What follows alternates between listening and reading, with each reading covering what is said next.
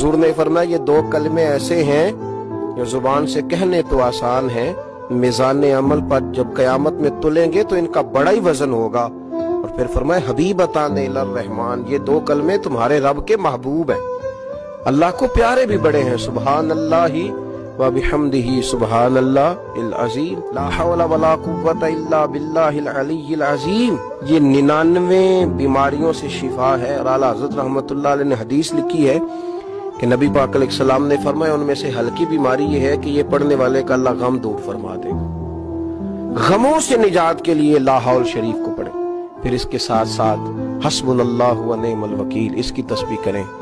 और जो चाहता है कि मैं रहमत में नहला दिया जाऊं, मेरे चारों जानब करम ही करम हो, आसानी ही आसानी हो, तो फिर वो तस्बीह ले ले और दुरूद व सलाम पढ़ना शुरू कर दे। फिर वो करम में नहा दिया जाएगा। फिर उसकी जुबान से लेकर दिल तक, दिल से लेकर रूह तक, रूह से लेकर जुबान तक, हर चीज में अल्लाह मिठास पैदा कर दे।